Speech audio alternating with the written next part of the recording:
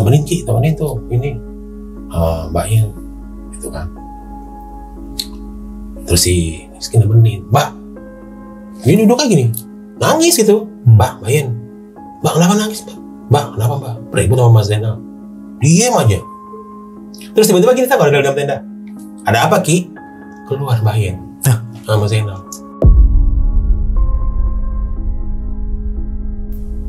Itu malah ada dua, kiri kanan, dan Mbak Yin posisi begini. Kayak robot itu.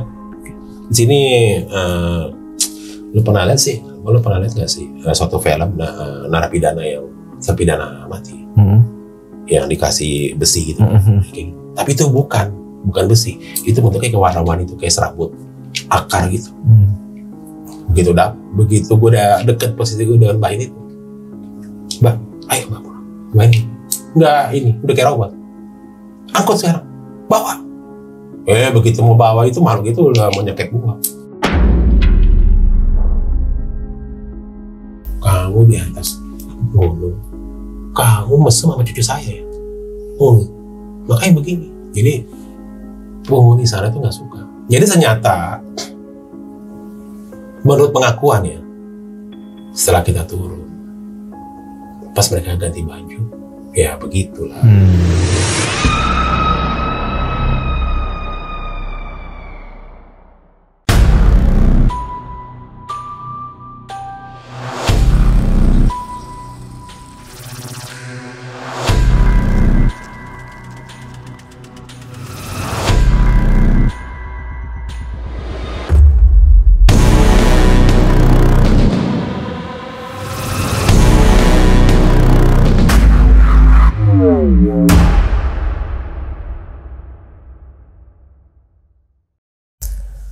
Assalamualaikum brother, ketemu lagi di channel Jajah Malam. Ya, seperti biasa, tamu kali ini adalah seorang tamu yang berhubungan dengan cerita gunung. Kalau lu biasanya, gue tuh sering datangin ranger gunung, terutama ranger legend. Sekarang gue didatangi oleh seorang pendaki legend. Beliau adalah seorang senior yang sudah malam melintang dari tahun 90-an bro. Jadi pengalamannya udah top banget dah. Gue banyak mendengar kisah-kisahnya selama ini tuh hanya dari beberapa podcast besar ya. Dan alhamdulillah hari ini beliau sudi untuk datang ke channel kecil gue ini juga untuk bercerita tentang pengalamannya. Lu mau tahu siapa dia? Langsung aja gue perkenalkan dengan Bang Heru Survival. Apa kabar brother? Baik brother. Waduh, sehat ya? Alhamdulillah sehat. Wah, Bang Heru, nih gue udah denger kisah-kisah lu banyak banget nih. Lu berarti ente mulai pendakian tuh dari tahun berapa Bang Heru? Dari tahun 89. Gila. Berarti waktu itu gue kelas 3 SMA. Oke. Gue masuk kuliah tahun 91. Iya. Wah, 89 bro. Pasti zaman itu pendakian gak kayak sekarang ya? Iya. Beda banget ya? Beda jauh sekali. Banyak yang belum ada simaksi ya? Belum ada simaksi. Emang belum ada? Belum ada. Gokil. Nah Bang Heru, nih ada gue salah satu gunung yang gue belum pernah dapat ceritanya. Ini adalah tentang Gunung Sumbing. Ini gunung unik ya, tapi gue susah nih. Lu ada nggak sih cerita yang sempat agak unik di sana yang bisa di channel gue? Ada. Gunung Sumbing waktu itu kejadian di tahun 97. 97. Yang dimana rekan sependakian gue ya, yang ya kalau boleh bilang klien gue tuh mati suri di Gunung Sumbing. Oh gitu. Oke deh, Bang Heru, langsung aja kita dengerin ceritanya dari yang bersangkutan langsung. Gue gak akan motong.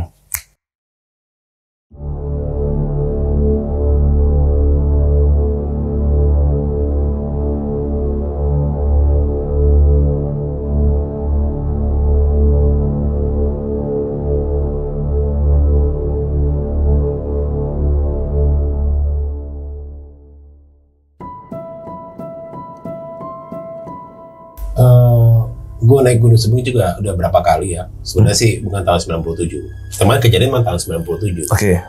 Jadi tahun 93 gue udah pernah naik. Tahun 95 udah pernah naik Gunung Sumbing. Dan memang Gunung Sumbing itu salah satu gunung nomor 2 tertinggi di Jawa Tengah. Iya, setelah Selamat. Satu kan Gunung Selamat. 3428 mdpl. Kalau Gunung Sumbing, kalau nggak salah ya, mohon dikoreksi, 3371 mdpl. Beda tipis. Dan memang karakter Gunung Sumbing itu sama kayak gunung-gunung Jawa pada umumnya. Itu gunung masih, kalau nggak salah itu dengan kawah masih aktif. Dan memang waktu di tahun 97 kan kita tuh udah masuk namanya Kris Moneter. Iya, betul.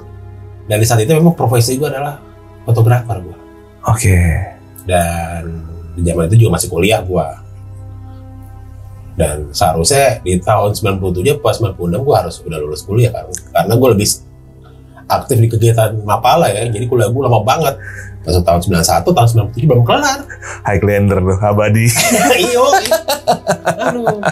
Cuman kan apa ya, di saat itu memang gue masih gue mulai aktif sebagai fotografer, tapi waktu itu masih freelance ya, ikut-ikut orang, ikut fotografer senior, motret sana sini, terus kemudian aktif di beberapa majalah gitu kan, lumayan di tahun itu kan dapat uang segitu kan. Ya istilahnya uang pegangan mahasiswa kan, apalagi motret-motret kayak misalnya pre-wedding, lumayan itu duitnya. Nah di saat itu tahun 97 kan krisis kita moneter kan, yang dimana di saat itu zaman dulu kan masih kamera analog. Jadi dulu bisa beli kamera raw film zaman itu cuma 15.000. Begitu krisis, buset agak satu raw film itu bisa mencapai 30.000 35.000. Jadi lo mau nggak mau motret harus benar-benar presisi dan tepat, jangan ngabisin film gitu. Gile. Kan klise. Kalau kita mah bodo amat, mau salah motif kayak mau berapa 1000 jepretan bodo amat, tinggal hapus. Kalau jangan klise mah nggak bisa lo. Dan momen itu kan nggak bisa diulang. Motret itu. Dan memang di saat itu banyaklah beberapa order foto kawinan ya. Itu side job gue di luar dari kerjaan gue majalah. Dan waktu itu banyak gue motret pre-wedding. Jadi zaman itu gue nggak tahu apa sih pre-wedding. Itu motret calon pengantin sebelum acara pernikahan. Jadi gue dulu belajar sama beberapa senior kan. Maksudnya dari pre-wedding itu nanti hasil dari foto pre-wedding itu akan ditaruh di pelaminan sebelum acara pernikahannya, ya seperti itu. Nah, memang di tahun 97 tuh itu udah bergejolak tuh kita ya. Udah mulai awal-awal naik lah gitu kan. Wah, waktu itu gue belum dapat orderan atau gimana. Singkat cerita, ada teman lama gue, lu masih naik gunung bro? Masih. Dia ada kerjaan nih motret wedding atau pre-wedding? Pre-wedding. Ya terus apa hubungannya gue dengan naik gunung? Ini calon pasangan ini dia mau motret pre-weddingnya di gunung. Lo mau nggak? Berapa? Enggak, lo minta berapa? 1 juta di Jakarta? Bukan, di Jawa Tengah, di Gunung Sumbing. Wah, berapa ya? Nggak apa-apa. Lu terima bersih 1 juta, ongkos kereta, akomodasi, ditanggung. Gue mau lah, gasken kan gitu kan. Bersih cuy. Tapi tunggu dulu, temanku namanya Rizky. Taruh dulu Ki, kan ngosesnya di Gunung Sumbing, itu Jawa Tengah. Kenapa nggak pakai fotografer sana aja? Ngapain dia ngeluarin duit banyak buat ongkosnya fotografer dari Jakarta? Oh begini bro ceritanya. Ini gue juga dapat dari temen lo juga. Nama temen gue si Bowo, emang dia orang Jogja. Kenapa kasih Bowo aja? Bowo mau, cuman dia lagi ada acara motret wisuda dan kayaknya bentrok dengan si calon ini. Tapi kalau gue motret itu kan nggak bisa langsung bro. Maksudnya gimana? Ya ketemuan dulu deh. Tapi kalau kita ketemuan udah jadi ya, maksudnya jadi gimana? Ya gue mau terima DP dulu lah. Oh ya nanti gue ngomongin, singkat cerita di ngomongin, terus tiba-tiba udah beli tiket kereta. Bukan beli tiket kereta lagi, udah dibayar 1 juta di depan. Ya mau gak mau gue berangkat dong. Iya. Udah gue bawa singkat cerita, gue bawa semua peralatan gue. Terus nanti kalau gue naik gunung Sumbing, berarti gue mesti butuh orang nih, porter siapa ya? Terserah lah, tadi tanggung gak biaya? Tanggung juga. Akhirnya gue ajak namanya Mas Nano. Jadi Mas Nano ini ya sekedar gambaran ya. Mas Nano ini adalah gue anggap sebagai kakak gue. Jadi dia ini ceritanya panjang banget. Jadi Mas Nano ini Kejawen. Orang Kejawen. Jadi tinggal Purwokerto. Jadi orang tuanya ini bekerja sama mbah gue. Oke. Mas Nano itu udah banyak gue ceritakan di beberapa YouTube channel. Dia itu kalau dibilang mungkin sekarang indigo, bukan indigo juga ya. Kalau gue katakan Mas Nano sama kayak Om Hao. Cuman bedanya sama Om Hao dosen sejarah, Mas Nano tidak ngerti sejarah. Tapi kalau di gunung, kalau udah naik gunung sama dia, kayaknya gue merasa aman. Maksudnya, ini bisa ngobrol dengan para penghuni gunung. Mas Nano. Oh gitu. Mas Nano sekarang udah kerja di Freeport. Nah, singkat cerita akhirnya gue bilang bilang Mas Nano kontak, kata Mas Nano, Mas, aku ada ini Mas, kerjaan. Ngapain Mas? Potret. Boleh. Nanti Mas Nano ada ininya. Ayo. Mau nggak? Mau. Tapi gimana Mas Simba? Minta izin dulu Mas Simba. Karena Mas Nano waktu kalau di kampung itu dia ngembalain ngebajak sawah mbak gue. Kan zaman dulu pakai kerbau, belum pakai traktor. Masih punya kerbau dulu gue ada.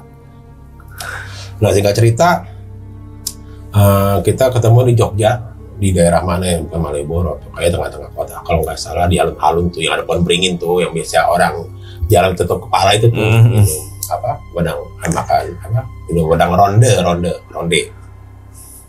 Ketemu sama calon si pengantin ini. Gue singkat cerita gue samakan tuh Mbak Yen sama Mas Z. Gue anggap ini gue samakan tuh Mas Zainal sama Mbak Yeni. Dia itu nyata emang demen naik gunung, ngobrol gitu kan. Kok cocok gitu ya, ngobrol naik gunung gini. Ya udah Mbak, terima kasih Mbak Mbak percaya banget sama saya. Saya udah dikasih lihat contoh-contoh foto Mas Heru gini. Kan kita berkenalan, apa saya percaya. Nanti gimana Mbak konsepnya? Ya terserah Mas Heru, mau berapa pakaian? Mas Heru gimana? Udahlah kita ngobrol di lesian gitu. Terus kita atur hari buat pendakian. Nah, singkat cerita kita berangkat ke Gunung Sumbing via Garut.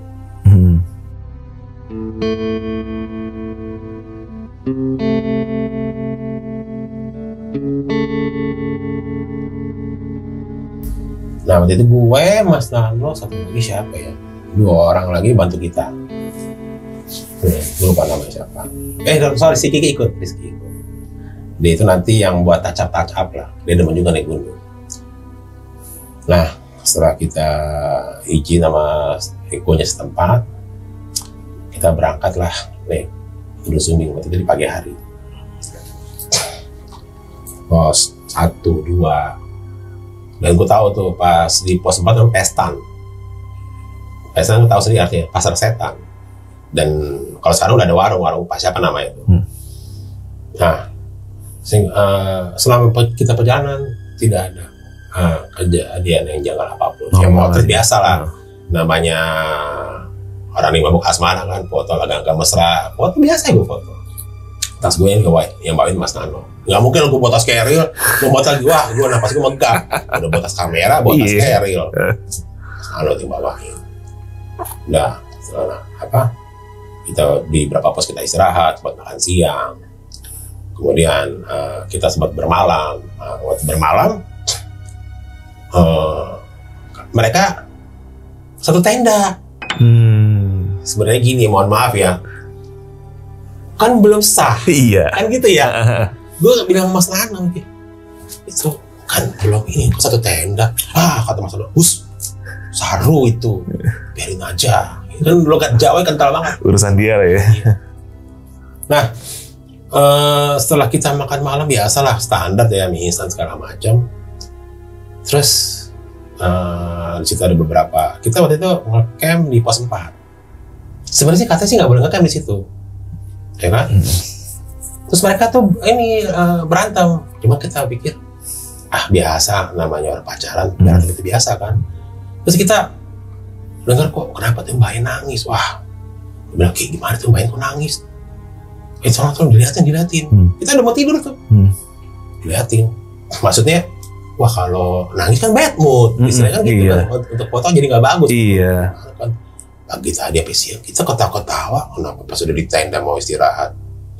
Kok Mbak Yen sama Mbak Yen sama Mas Zainal kok berantem gitu-gitu kan? Nangis gitu kan? Terus temenin tuh ini Mbak Yen gitu kan. Terus si Rizky nemenin, Mbak ini duduk kayak gini nangis gitu. Mbak Yen, Mbak kenapa nangis Mbak kenapa Mbak? Ribut sama Mas Zainal, diem aja. Terus tiba-tiba gini, tahu dalam tenda ada apa Ki? Keluar Mbak Yen sama Zainal. Langsung pas Kiki lihat, hah? Wah, kabur Kikinya. Wah, disitu gue shock tuh men. Mas Nanda santai ngerokok. Oh gitu. Mas, apa lagi sih Mas? Ya udah, biarin, gak usah dibahas. Nyata Mbak Yen sama Mas Zainal tuh tidur. Mbak, maaf Mbak, tadi kita dengar di tenda kita Mbak Yen sama Mas Zainal berantem tuh. Emang iya benar kita tadi sempat ada argumentasi ya, berdebat lah. Besok kita tidur, tapi Mbak Yen nangis, kagak tidur tuh. Oke, lo jangan ini, bener ya, sumpah ya, demi Allah, lo jangan usah ngomong demi-demi. Itu tadi, kita juga ke Mbak Yen. Enggak ada itu, kamu belum makan kali Ki, gituin. Yang itu siapa? Yang itu siapa?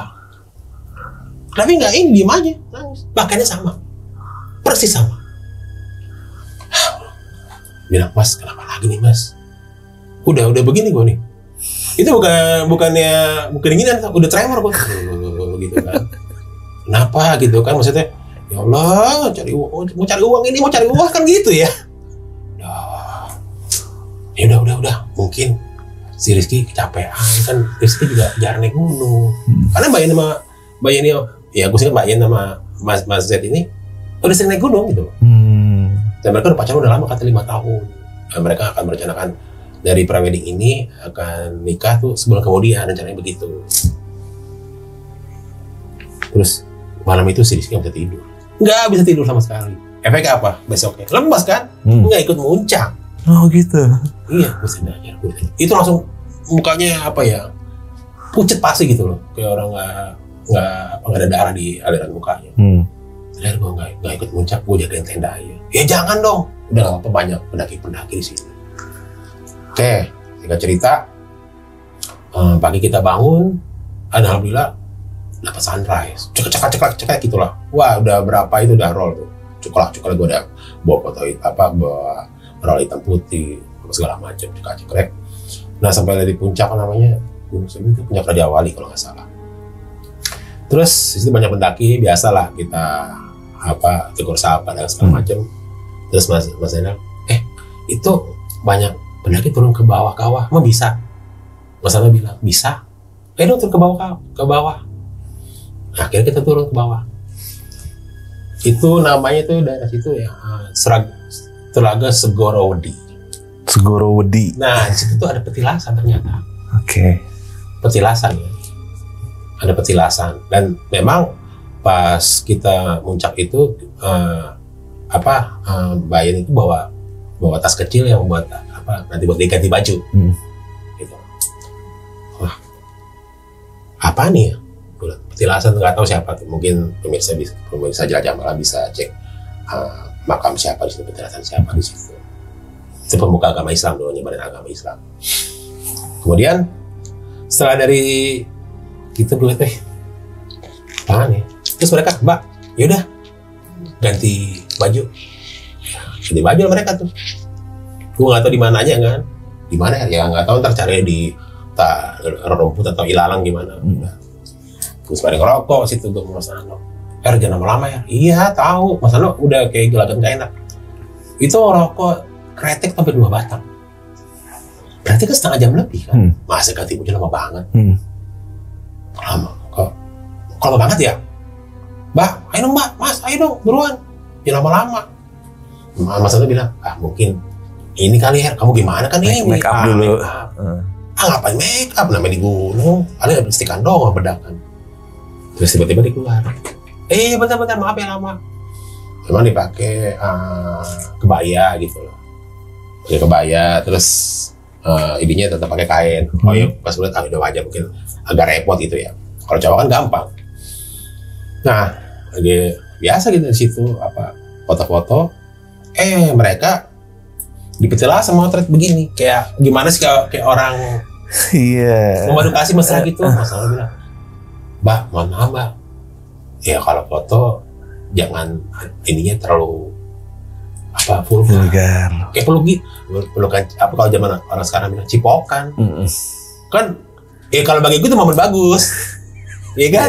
Kan semakin besar semakin bagus dong daripada ke aku kan kalau dilihat di lain apa di Viva ini kan nggak bagus. Ayo dong ini. Misalnya posisinya wajar aja itu, jangan itu apa sakral. Ya udah mas gimana ya udah. Ini buruan nih, udah siang. Terus kemudian pas lagi anak motor gitu tiba-tiba mereka jatuh gitu. Jatuh. Cuman kalau gue pikir mungkin kesandung batu. Tapi nggak luka, cuman kesakitan gitu. Kenapa tuh Mbak? Kepentok batu atau apa gitu. Kemudian bayang gini. Gimana Her? Fotonya bagus. Ya bagus memang, bagus. Terus selama itu berendotan, teman ya kan ada juga beberapa pendaki kan yang ke kawah itu ya. Nanti ada kan kawahnya tuh, ada ininya. Beberapa pernah ngeliatin gitu. Ya namanya mungkin kayak jadi tontonnya kayaknya risih ya. Iya. Gimana sih gelendotan gitu tapi mesraan depan umum maksudnya ya kalau di luar negeri sih nggak apa-apa ya. Iya benar. Ini di gunung men. Benar. Ayo Mbak, udah ini kita naik yuk. Masalahnya tetap itu tuh. Ayo Mbak ini. Kayaknya Mas Zainal kayaknya nggak suka gitu loh. Ya kenapa sih ini doang nih? Kan saya udah bayar. Nah, masalah diem. Ya ini masalah santai-santai. Dah. Singkat cerita, ayo Mbak udah ganti lagi. Ya nggak mau kan kita nanjak dong. Kamu kan pakai kebaya dong, keserimpet. Udah Mbak, ganti pakaian biasa. Karena di situ cuma satu baju doang. Ganti pakaian biasa lagi jaket, ganti kaos gitu ya. Saya nggak usah pakai jaket ya, nggak usah kan naik kan butuh tenaga lagi Mbak. Iya. Lama lagi nunggunya, 2 batang lagi. Waduh. Mas Ana bilang, ngapain sih itu? Udah biarin aja Mas. Sampein kan udah ini juga, dari tahu. Mas Ana udah gini aja. Tapi kok nggak ada ini? Udahlah Mas, jangan ngomong gak enak ini. Udahlah, ini Mas Ana dapat. Iya. Udah. Terus pas keluar kayak gimana gitu? Ini beresin ini. Ya gue kan biasa gitu kan, mungkin kena rumput atau apa gitu kan. Kayak ketawa, senyum gitu kan. Dikit-dikit kayak gitu. Ya kan gue ngiri juga kan. Dapat duit, iya tapi kan dia seguin pemandangan kayak gitu kan kayak ngiri gitu ya. Apalagi jomblo gitu ya. Enak banget ya calon mengantin ini ya. Anggapan gue begitu kan. Ya ilah mbak, mentang-mentang saya nggak punya cewek. Gitu Mbak, ya kan ini, aku kan mau ini Her, mau kawin, nikah Mbak, iya, bercanda tuh.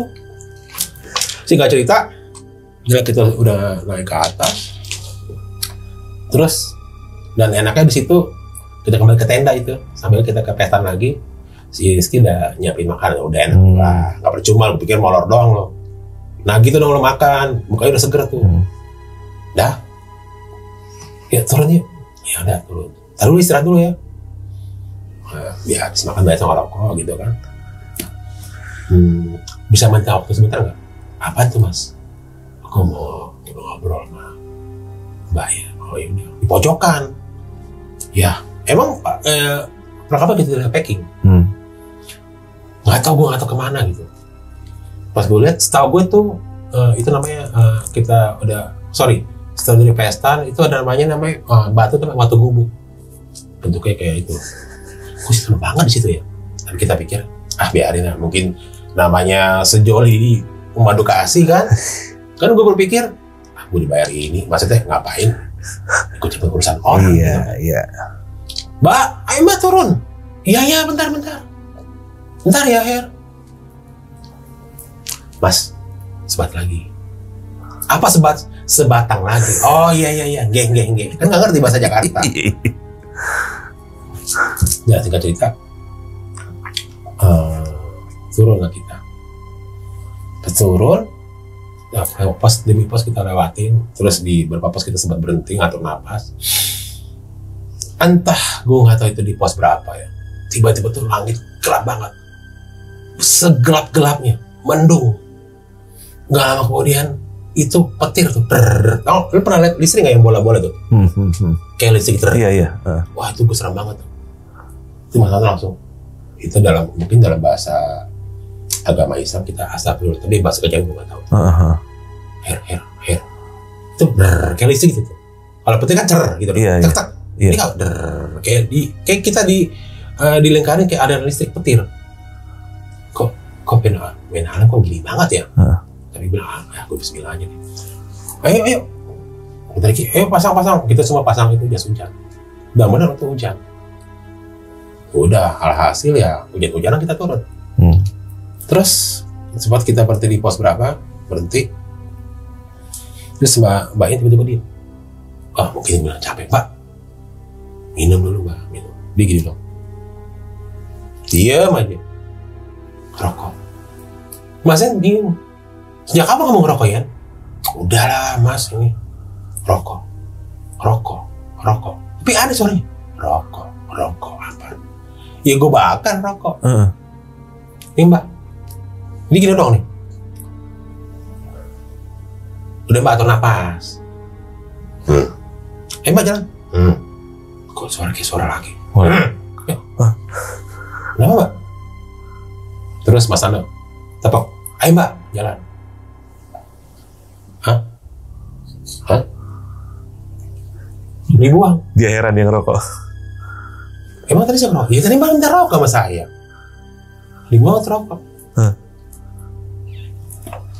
Masih hujan gini gimana ya? Udah sini dulu diam dulu kan ada pos tuh ya. Iya. Terus ada beberapa pendaki. Mas, turun mas. Iya. Kenapa baru turun jam segini? Ya nggak tahu tadi keenakan di jalan tadi gitu.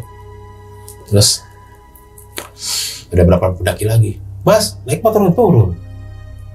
Nah, tadi bukan mbak ini sama mas ini tadi naik? Enggak lah turun dari mana naik? Enggak, saya lihat mbak sini lagi naik. Lah jelas-jelas kita berempat berlima gini. Itu ada teman-teman saya. Oh yaudah deh. Ya dulu ya. Mbak itu turun. Nah, singkat cerita sampailah kita ke base camp itu. Alhamdulillah.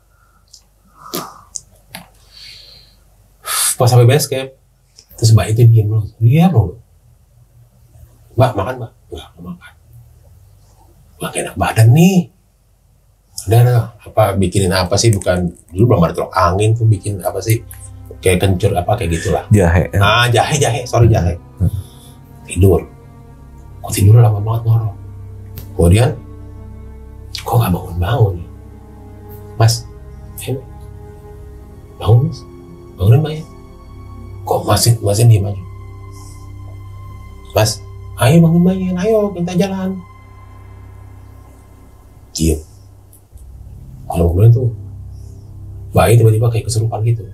Untungnya di situ ada yang bisa nanganin. Masuk Mas Nano. Kita lihat gitu, ini kenapa ya? Mas kenapa mas? Udah ya, nggak usah dibahas. Kan capek denger gitu. Udah nggak usah dibahas. Jadi selama gue naik ke gunung-gunung ke Mas Nano, lihat fenomena kayak gitu, gue tanya. Nanti aja, jangan dibahas. Ngomong selalu begitu. Mas Nano. Setelah Mbak yang bisa ditenangkan dari kesurupan itu bahasanya itu bahasa beda. Itu bahasa Jawa tapi bahasa zaman dulu. Kalau orang bilang tuh di atasnya Romo Inggil atau apa gitu. Jawa masalah itu nggak ngerti bahasa itu. Jawa halus gitu ya. Iya. Mas bahasa apa itu? Aku orang ngerti ya. Gue narik napas panjang. Ya udah semoga aman-aman aja. Bilang, namanya kita di base camp kan, udah malam. Berarti kita kan istirahat kan, besok pagi kita harus pulang ke Jogja gitu kan. Gimana tuh mas? Besok angkutan ada nanti Mas Oyong yang ini, ada gitu Mas Oyong, saudara dari Mas Nano. Nanti jemput sini, ya oke. Terus pas jam berapa, mereka kan berdua di dalam tuh, ada suatu ruangan di base camp itu. Mas dia bilang pucat mukanya. Kenapa mas? Mbak Ian gak ada napas. Maksudnya? Gak ada napas. Mas jangan bercanda mas. Tapi gue liat mukanya itu Serius? Serius, saya serius. Rokok gemetar. Pas dilihat, gue lihat, gue merinding. Bayangin gini dong. Hah? Matanya udah melek gitu? Terus lah ada dari situ harus tetap di situ. Ini mati suri. Udah tadi tipis banget. Gue penasaran, mas sering naik gunung, CPR. Begini, iya. Enggak ini juga. Pucat langsung. Wah, mas. Waduh, mas gimana? Gue langsung, gue berkecamuk. Persatu gue. Wah, mas. Gimana nih, mas? Waduh, mesti bawa ke kota nih. Akhirnya bilang gini, mas, gimana caranya? Saya juga cari ambulans sekarang juga. Di zaman itu mau cari ambulans gampang, tinggal telepon, nggak bisa. Terus singkat cerita, entah berapa jam datang ke ambulans. Oh, dapat ada. Dideteksi, nggak ada denyut. Waktu itu yang kita masih ada denyut, masih ada ini, dengar masih ada. Masih tipis. Gak ada, badannya dingin.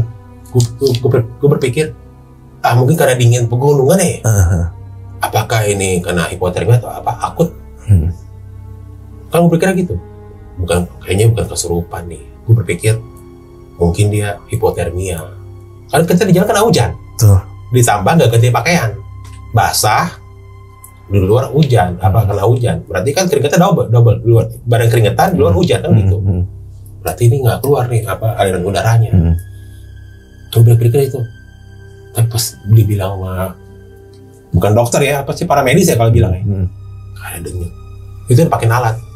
Apa namanya? Orang macu jantung. Pucat langsung. Singkat cerita, Masin bilang, Mbak ini tuh ada palingnya. Paling itu kalau dibilang Omi ya. Paman. Jangan dibawa ke rumah sakit. Kalau itu aja. Ke rumah Pale. Jadi Palenya itu, gue panggil Pale ya. Baru kenal itu. Itu orang Wonosobo. Tadi mau dibawa ke rumah sakit. Palenya datang, jangan Pale itu ternyata dikenal sama orang situ. Gue gak tau gimana argumennya. Ini keponakan saya. Saya bawa ke rumah saya. Itu dinyatakan meninggal.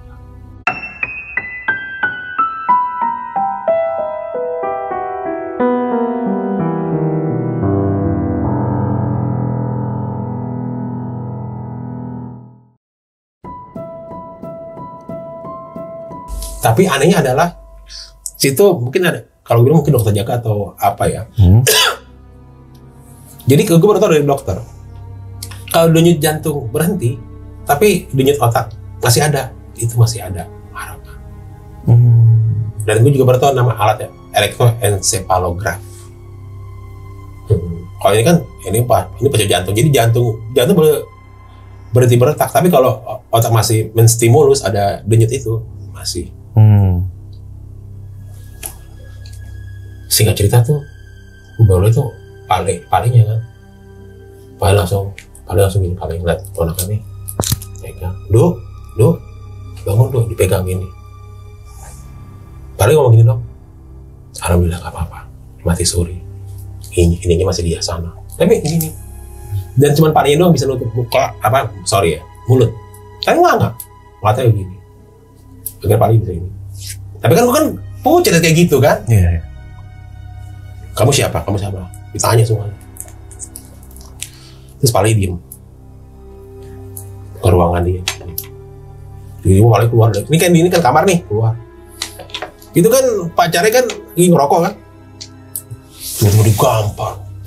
Ya kan kaget gua. Baru masuk ruangan, nggak tahu berapa menit, tiba-tiba keluar digampar. Digampar pacarnya Mas Den itu. Kurang ajar kamu. Kamu ngapain? Ngapain aja kamu? Apa keponakan saya kamu? Ngapain kamu mesem di sini? Digampar. Mesum, digampar. Kamu kurang ajar kamu. Itu diem aja. Karena gue kan nggak tahu. Gue mikir, Mas, jangan di atas itu. Yang tadi yang lama itu. Jangan itu, Mas. Kan kita nggak ngeliat. Terus balik, kamu yang foto? Iya Pak, gua kan ya, orangnya tinggi gede gitu, cepak gitu, mohon maaf ya, mukanya kayak Mas Tukul. Iya, dia kan gue pikir tentara bukan ada tentara, cepak. Iya Pak, saya foto ya. Kamu tahu kan kalau foto gini-gini, ini kan belum sah, ngapain nggak ini adegan gitu? Ya itu mohon maaf, emang maunya gitu main Mas Zeng, digampar lagi, diam tuh, gua apa? Udah, kamu siapa? Mas Mano, kamu siapa ya? Kamu ini kurang ajar ya, kamu di atas itu mesum ya, di petilasan apa dibilang aku nggak lupa itu. Terus dia nyuruh orang, oh beli itu, kubur kayak gitu-gitulah. Ini ponakan saya masih untung di Mati Suri. Sukmanya di sana. Sukma, kan gue nggak tahu Sukma itu apa. Mohon maaf Pak, saya nggak tahu. Kamu sebenarnya tahu, cuma kamu nggak tahu paling nggak tahu. Makanya nanya nanti nama ibu kamu sama mbahmu. Saya tahu tuh kamu keturunan siapa. Gitu, gue diem kan. Tapi semua orang kenal sama dia dan nggak ada yang berani untuk bawa mohon maaf ya laporan polisi. Kenal masih paling, kenal. Orang segenin lah. Orang segenin. Wah, nggak cerita udah beli lah itu. Terus mbak yang itu di ruangan dia kan. Buset diri, kamu, gue tunjuk gue, kamu mandi situ. Buset suruh mandi men, dinginnya minta ampun. Pas di kamar mandi, di bak itu kembang-kembang banyak lah. Mandi balik, dingin balik, mandi sekarang. Saya maunya kamu yang ngerjain semua. Ngerti? Ikutin perintah saya. Gue kadang goblok tuh, mandinya pakai sabun. Gak usah. Kan gue pikir mandi tuh. Iya mandi. Nyabun, keramas kan. Nyata nggak boleh pakai sabun, keramas boleh. Harus keramas. Keramas sama gini. Ini banyak yang ikut kesini semua, banyak yang ikut. Gue nggak lihat, yang ikut banyak. Kamu juga tahu tuh, ditunjuk masalah dia. Nggih Pak. Nggih aja. Makanya Pak ini mungkin sefrekuensi dengan Mas Nano kayak kejauhan gitu. Nah, ini kan ini tiduran. Gue jiper mau kecil celana itu. Kamu tidur di sini. Jadi Mbak ini tengah. Jadi gue tidur gitu. Kamu pejamin mata. Kamu bayangin kamu lagi naik gunung. Seperti kamu tadi pagi. Kau bayangin. Kamu ikutin perintah saya. Terus dibaca-baca gitu kan. Itu padahal gue nggak pas malam itu tuh gue nggak ngantuk. Nggak ada pas kan turun gunung kan capek dong bro. Iya. Nggak ada tuh perasaan ngantuk tuh nggak ada. Tapi begitu mandi air kembang sama dia baca-baca gitu, gue langsung kayak gimana sih orang hipnotis gimana sih? Kayak gue, tapi hitungannya bahasa Jawa ya. Si Ciloro kayak gitu-gitu. Tidur gue. Nah, di saat gue tidur itu gue bermimpi itu. Itu bener, gue dengar suara Pale. Kamu jalan, tapi gue gak ada dia. Jadi gue diam dulu sama Mas Nano. Jadi gue mendaki Gunung Sumbing itu di malam hari, di mimpi ya. Itu gelap semua, nggak ada bintang, nggak ada. Gue berdua sama Mas Nano. Dan anehnya ngelewatin jembatan. Mana ada Gunung Sumbing jembatan? Ya kan? Itu jembatannya. Dan anehnya jembatan itu bawahnya jurang. Dan di bawah jembatan itu banyak api menyala-nyala. Kamu jalan terus, jalan. Dan baru gue lihat, kamu lihat ke depan. Itu gue lihat Mbak Ayin kayak di sini, duduk begini nih. Terus di kiri kanannya makhluk. Mohon maaf ya makhluk kayak, mohon maaf nih ya, gambarannya ini kayak gini. Itu lebih gede lagi itu lidahnya. Kamu jangan lihat makhluk itu, jangan lihat matanya, kamu lihat. Jadi gue dengar tuh ada suara Pak Lin. Dibimbing. Oh, kamu nyebrang. Gue ngari bro, ini jembatan ya. Jembatan bukan kayak jembatan begini, ada garis-garis itu kagak. Kan pemikiran gue dalam mimpi itu jatuh, masuk ke kobaran api kan, kayak jurang gitu.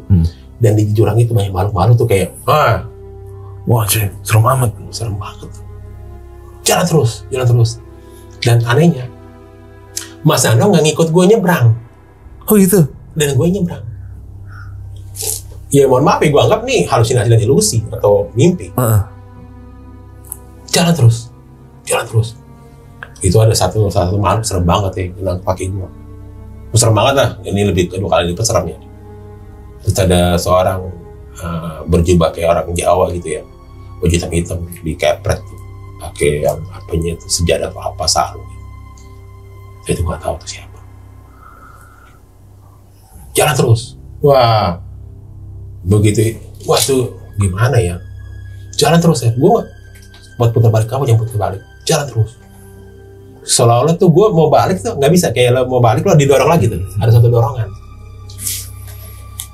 Langsung bilang, gue udah istighfar aja ngucapin doa dalam hati. Jalan terus. Jangan lihat matanya. Maksudnya jangan lihat mata ke makhluk itu. Makhluk serem banget. Dan makhluk itu apa ya?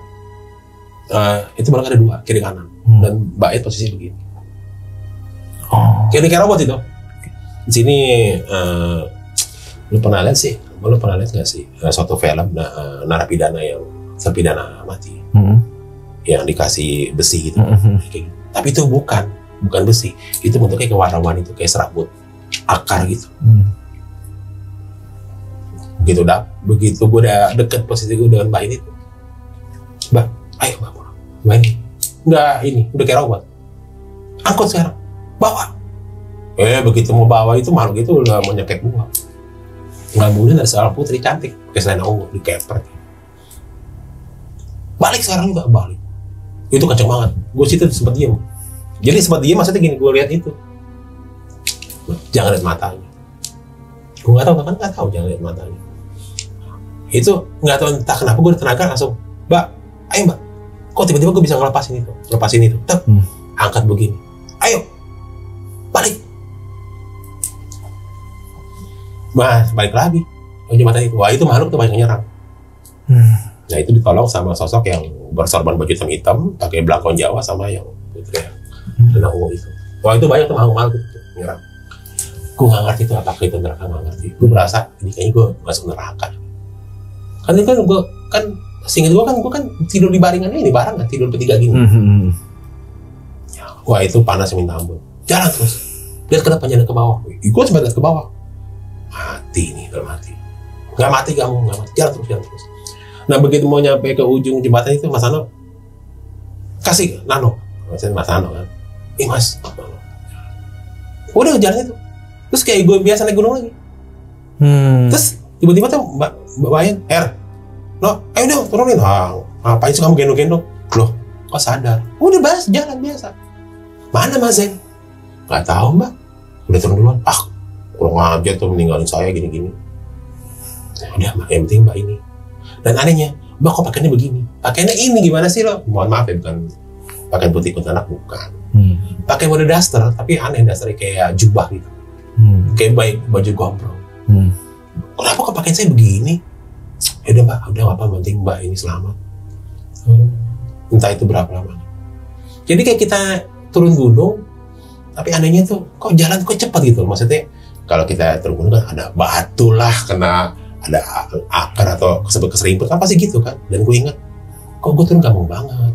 Seharusnya ada kan kalau kepleset pasti ada dong, kepleset apa segala macam. Tiba-tiba itu gue lihat di situ, dan anehnya nggak ke base camp, ke rumah lah.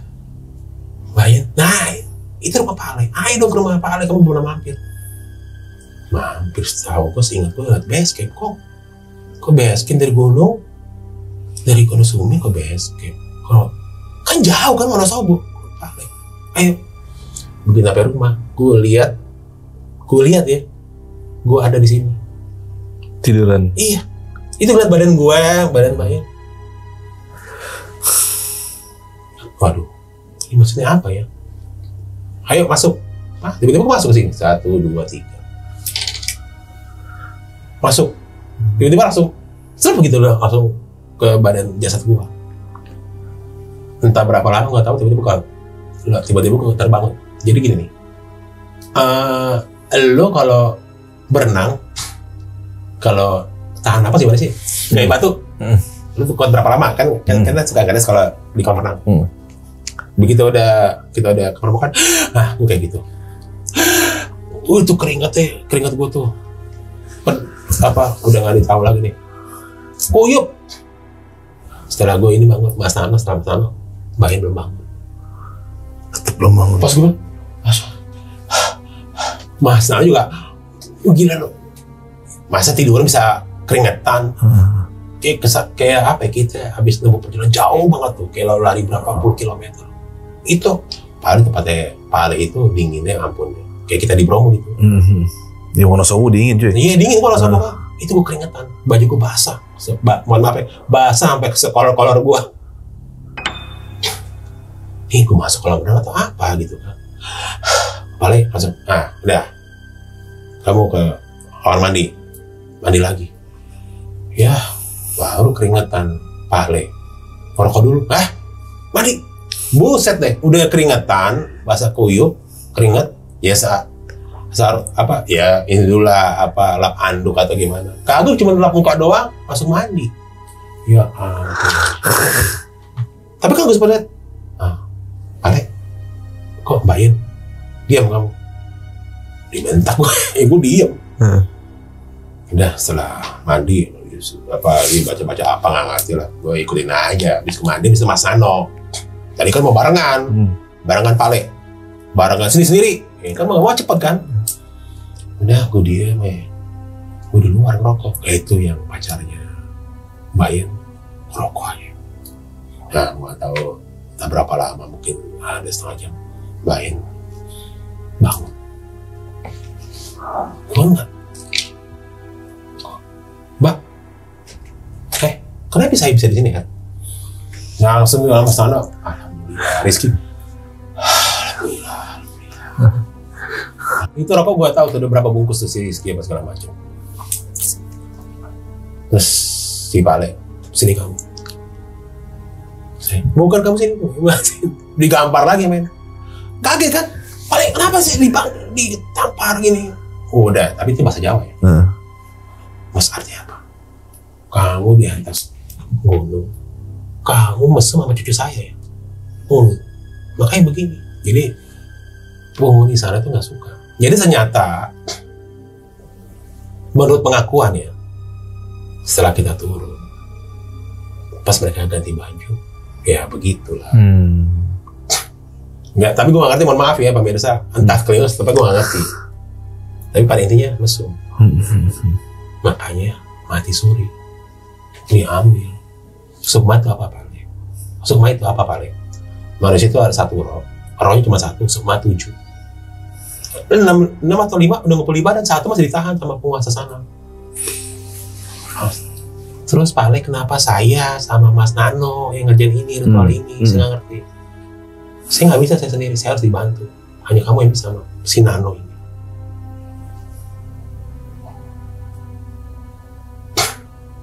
Kamu dapat apa? Dapat apa Pale? Itu kamu pegang apa? Buka, pas gue lihat tusuk konde. Tusuk konde? Warna emas.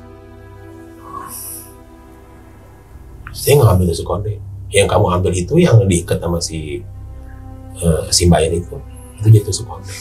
Oh, yang lepasin itu tangannya ini. Jadi ya istilahnya borgo jadi tusuk konde kan gimana logikanya? Diambil mana? Tusuk konde 2 emas. Mana emas tusuk konde? Mana? Kok bisa ada ya? Setahu gue kan cuma ngelepasin doang, udah angkat. Kayaknya itu peristiwa itu kayak cepet banget. Wah, nggak tahu tuh dinasihatin gini, udahlah. Terus kemudian singkat cerita, mereka tuh kayak disetrap lah istilahnya.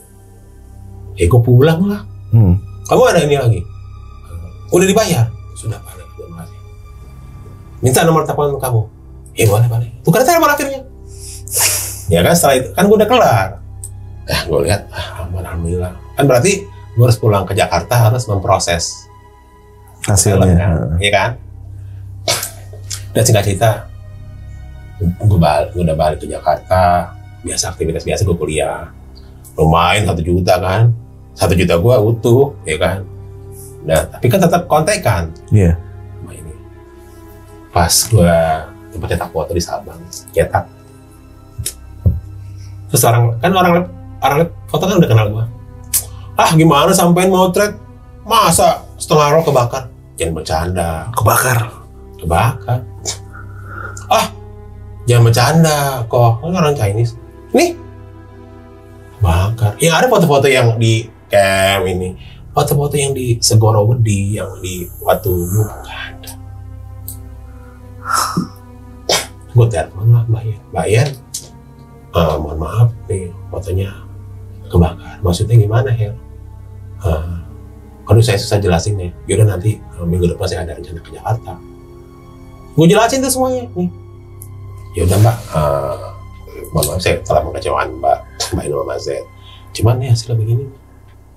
Seumur mohon maaf bukan seumur hidup saya, seumur profesi saya belum pernah mengalami kejadian ini. Karena kalau kamera film itu ya bro, kalau udah kepasang, begitu backnya kebuka, udah kebakar film. Ini nggak kebuka sama sekali, nggak ada, aman-aman aja. Dan gue kalau misalnya ganti roll film itu pasti kalau kita ke depannya kan diputar tuh paling 1 atau 2 slide tuh yang hitam. Selebihnya kan begitu ditutup udah aman, tidak terbuka sama sekali. Mbak ini Mbak, apa gue balikin Mbak, mohon maaf Pak, hanya jadinya segini, nih uangnya saya balikin. Bagaimana saya nggak usah. Gimana kabarnya Pak? Alhamdulillah baik gini. Nah singkat cerita, Mas Zen telepon gue, ada apa kabarnya gini. Aku ada ini ada orderan foto acara kantor, boleh Mas. Gitu. Gimana kabarnya Mbak Yen Mas? Si Zahra gimana? Oh baik, udah umur setahun apa berapa gitu ya. Baik. Saya mau Mbak Yen udah pisah. Oh gitu. Oh gitu, kenapa? Kan nggak gue tanya kenapa, kan nggak gue tanya. Ya nggak enak lah. Oh gitu ya, maaf ini. Udah lah, itu mah cerita panjang gitu. Karena waktu itu datang ke kantor Mazen itu hanya sebatas foto, setelah saya udah makan pulang, gue dibayar. Karena kemudian ini, mereka kan tuh bercerai itu ya. Udahlah, setelah cerita dari Mazen dari kantor dia. Mereka dua-duanya sama-sama orang sukses lah, istilahnya Mbak Yen direktris, Mazen direktur di perusahaan berbeda gitu kan, sukses lah. Kemudian Pale datang ke Jakarta. Pale datang ke Jakarta. Saya udah di Jakarta nih. Loh di mana Pale? Saya lagi di daerah Mangga di tempatnya Mas Iman. Mas Iman kamu kenal kan? Oh kenal, teman saya kerja itu. Singkat cerita gue samperin. Tempatnya Mas Iman itu ada Pale. Ya dia kan spiritualis kondang tuh. Jadi langganan ini pasien ini tuh banyak menteri-menteri, pejabat-pejabat. Beneran itu tamunya penuh. Jadi dia kalau datang ke Jakarta, misalnya lagi di tempat ini, udah buka praktek. Ada yang di hotel, dia buka praktek gitu. Terus akhirnya ngobrol sama Pale, kamu tinggal di ini, masih tinggal Jakarta? Masih Pale, di mana cik ini? Oh dekat dong sini, oh dekat. Besok atau lusa kita ngobrol-ngobrol ya. Ada siapin ngobrol sama kamu. Ngobrol. Ya gue kan kepo dong. Kalau zaman sekarang kepo. Pale, sebenarnya tuh gimana sih waktu dulu di Gunung Sumbing? Langsung. Ya gitu akhir. Ya sebenarnya sih kalau belum sah itu nggak boleh. Jadi istilahnya jangan ada perkawinan sebelum pernikahan. Nggak ngerti bahasa gitu ya. Maksudnya perkawinan sebelum pernikahan. Nggak boleh kayak gitu ya kalau belum sah. Nggak boleh melakukan adegan gitu. Suami istri ini kan belum sah. Kalau sudah suami istri udah ijab kabul silahkan. Terus ditanya lah, saya tahu ini kamu dari terakhir ini. Salamnya buat ibu kamu, apalagi mbak kamu. Nanti saya pengen ketemu ngobrol. Pasti ada paling udah tua, udah sepuh. Oh iya. Udah setelah itu Pak cerita, ya memang kamu kan udah sering naik gunung. Memang kalau di Gunung Sumbing itu kita campur nggak campur ya. Ada suatu batasan yang sangat tipis yang tidak bisa kita tembus. Cuma karena kamu bawa apa, kamu ada terang dan pewaris, ya kamu bisa ngelakuin itu. Kalau saya udah nggak bisa. Mungkin ya, gue kan sempat bercanda. Jangan-jangan Pale, mungkin saya masih berondong. Apa tuh berondong? Masih perjaka, ketawa dia. Berondong. Ya, berarti kalau yang belum itu mungkin nggak bisa melakukan ritual itu. Sebenarnya ritual apa sih Pale? Kalau saya ceritain itu nanti kamu, janganlah nanti kamu tertarik belajar gini-gini. Kamu kan masih kuliah, udah kamu kuliah yang bener. benar kata mbahmu, kamu harus jadi sarjana, kamu jadi orang pintar tapi jangan mintain orang. Kok ngomongnya sama kayak mbahmu. Terus Pak Ali bilang gini, kalau nanti kamu ke naik gunung, itu siapa kemarin itu? Nano, ya tuh, kamu harus temani sama dia. Hanya dia yang bisa mau ngobrol dengan para penghuni gunung. Langsung ingat kejadian tahun 95 di Gunung Raung. Kenapa lagi tuh? Panjang tuh Gunung Raung tuh Mas Nano, bisa mau ngomong ini. Kok kayak gimana kayak bisa ngebaca perjalanan hidup gue gitu? Kan gue bingung. Tapi pas gue liat pasiennya orang top semua dan paling tajir ya. Mungkin kalau dibilang, kalau dukun nggak setuju gue lebih setuju dia konsultan spiritualis. Kalau sekarang kan banyak dukun-dukun palsu. Kalau dia nggak bukan dukun, dia lebih ke arah bisnis. Jadi gue pernah lihat tuh, kalau kamu bikin perjanjian misalnya MO ya pas segala macam, tender di hari ini jam segini, jangan lewat jam segitu ya, insya Allah kamu gol. Dan itu banyak berhasil. Dan itu bukan kaleng-kaleng. Nih buat Pak Alek kasih mobil apa, dia sama dia diterima bisa jual lagi buat anaknya, buat cucunya. Mana tuh nih buat bayar sekolah. Iya. Gitu. Iya. Nggak ini dia. Hadiah mah diterima, tapi nggak mana tarik. Oh, emang orang sakti juga ya dia. Kalau kategori orang sakti itu gua anggap dia sakti. Dia bukan dalam arti kebal bacok, enggak. Gini nih, suatu ketika gini. Gimana kerjaan? Ya masih gini Pak Le. Kamu ada pegangan? Pegangan Pak Le. Gak ada nih orang, cuma hiasan doang. Mana sini dompet? Dompet ya sini. Dompet bujangan 20.000. Nih buat kamu 1 juta. Wih, alhamdulillahirabbil alamin. Itu sakti, berarti dia tahu isi kantong gue, berarti sakti. Iya, bener. Iya kan? Sakti. Pak ini sakti. Sampai temen gue bilang, sakti bro. Ini baru orang sakti, kata temen gue. Ini baru orang sakti. Dia tahu dompet kita kosong. Iya, bukan kebal bacok, kebal jaga per bukan. Dia tahu kantong kita kosong nih. Sampai teman gue yang nemenin gue dikasih. Kamu di mana? Belum kerja paling nganggur. Kamu bisanya apa? Teman saat itu kebetulan teman gue dagang. Dagang jangan jam segitu. Ada lagi teman gue satu lagi dagang, satu lagi supir omprengan. Kamu narik jangan jam segitu. Nanti ada penumpang entah tua muda, anak kecil, dia minta anterin yang bukan terakhir kamu anterin. Itu yang supir angkot. Itu teman gue Erik. Satu lagi teman gue yang jualan martabak. Namanya apa panggilannya? Miko apa? Garuk, panggilan Garuk. Kamu kalau jualan jangan di situ. Pokoknya cari pengkolan yang ramai, ada sekolah segala macam. Ya nggak tahu ya, percaya nggak percaya. Temen gue lakuin itu. Tapi yang di saat itu memang udah Islam. Maksudnya Islam bener ya. Ya memang Islam, tapi kan kejawen. Ini kamu baca, kamu harus rajin melek malam, maksudnya baca wiridan. Singkat cerita temen gue berhasil, sukses gitu. Makanya tuh Pak Ali gimana? Oke udah kayak bukan dewa ya. Pak Ali mau kemana, makan di mana ini? Iya, tentang budi lah. Nah, setelah itu udahlah sekitar tahun 2000-an, ya kan nggak pernah ada kontak kemana ini. Mana kok nggak ada kontak ya? Paling ada kontak. Kan gue juga banyak kerjaan juga keluar kota. Gue naik gunung, gue ingat Pak Le, ingat Mbak Yen, Mbak Z. Dan jeleknya gue adalah, gue ingat orang nolong gue di saat gue bokeh. Kan kurang ajar gue ya. jadi gini nih. Mbak Yen, kamu kemana aja, apa kabar? Gimana Mbak Yen? Udah ada calon nih? Ada sih Her. Siapa pilot? Kenalin dong. Aduh. Ya nanti tak kenalin. Jadi Mbak Yen bilang gini. Baru Bin ngomong, gimana kabarnya Pak Le? Dia ngomong, Pak Le udah gak ada ya. Maksudnya gak ada? Udah mending. Kaget. Kamu kapan bisa kenal Mbak?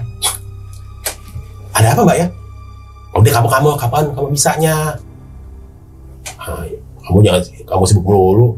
Waktu itu udah punya handphone dulu Nokia. Ingat banget gue.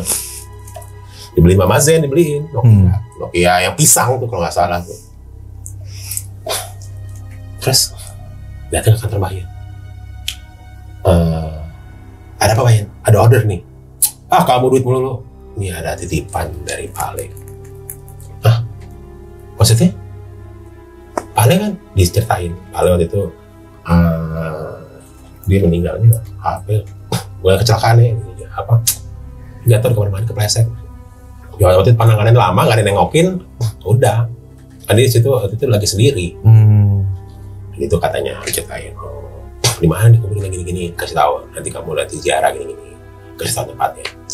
Nih ada nih, Pak Leo waktu itu kasih saya wasiat. Kalau saya udah nggak ada, ngomong gitu. Kan merinding gua. Banyak ngomong gitu. Ini. Nanti ya kalau saya udah nggak ada, kalau kasih masih Hero itu. Kan gua nggak tahu apaan. Buka.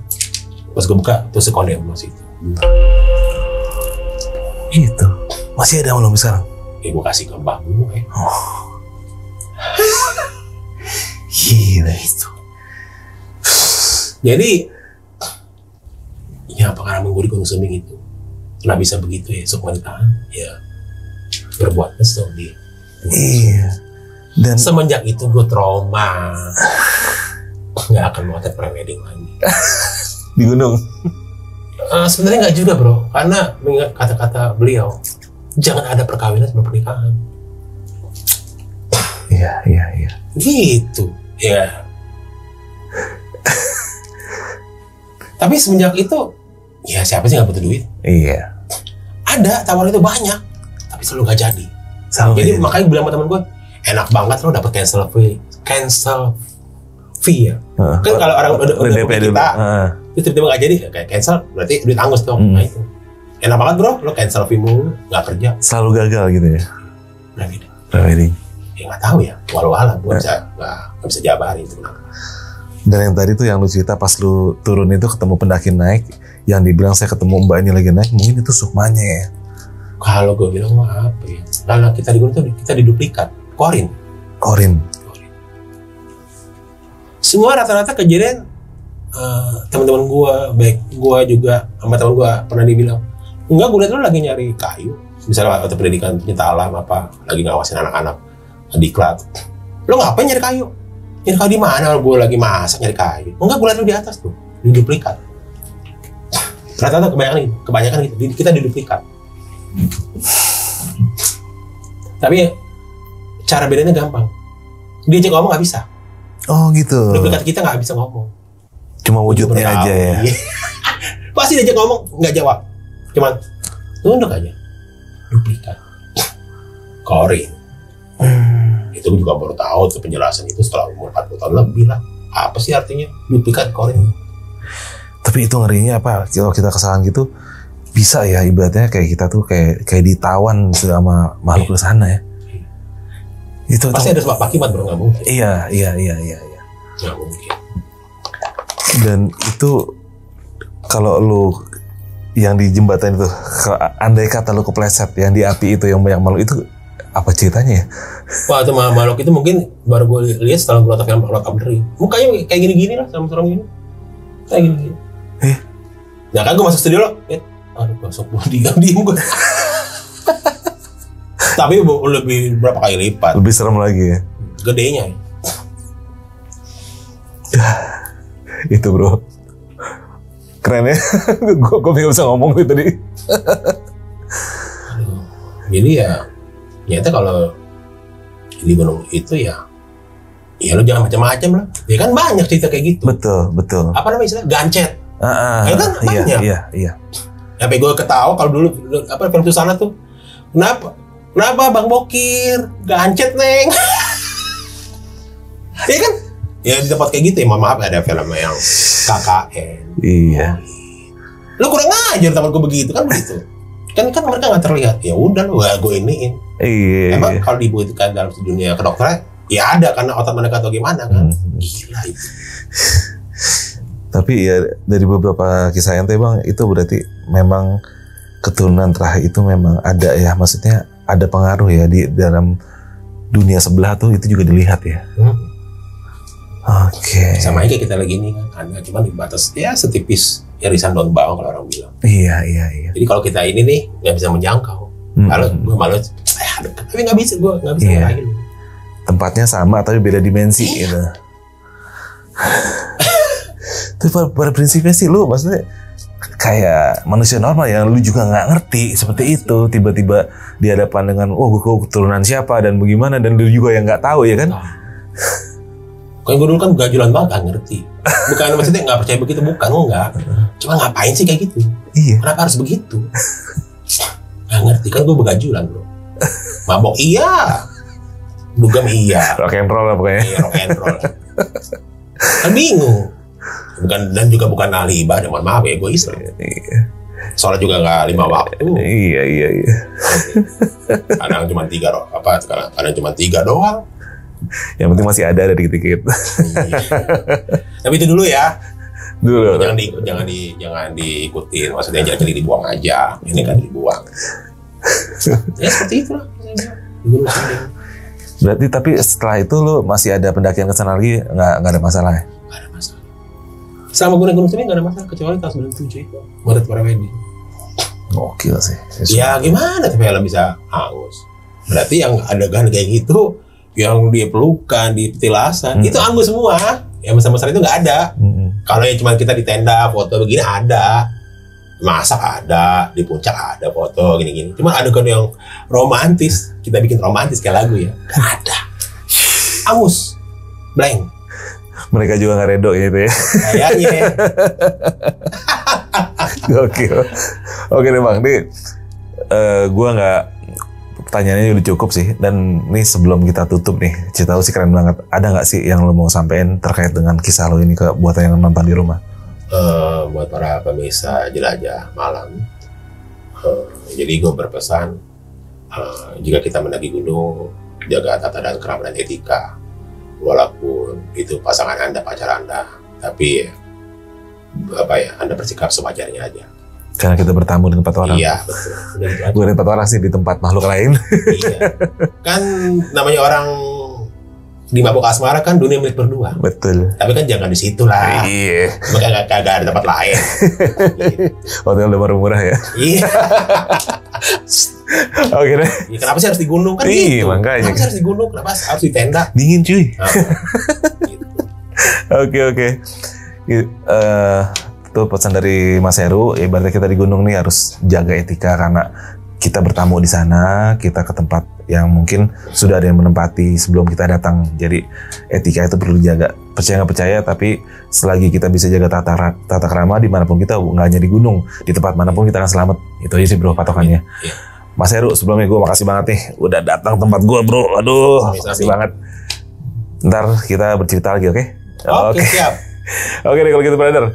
Buat lu yang pengen cerita kayak Mas Heru, lu bisa masukin cerita lu ke WhatsApp kita yang tertera di sini. Nanti kalau emang cerita lu oke, kita atur ketemuan, lu bisa datang ke sini atau gue datang ke tempat lu.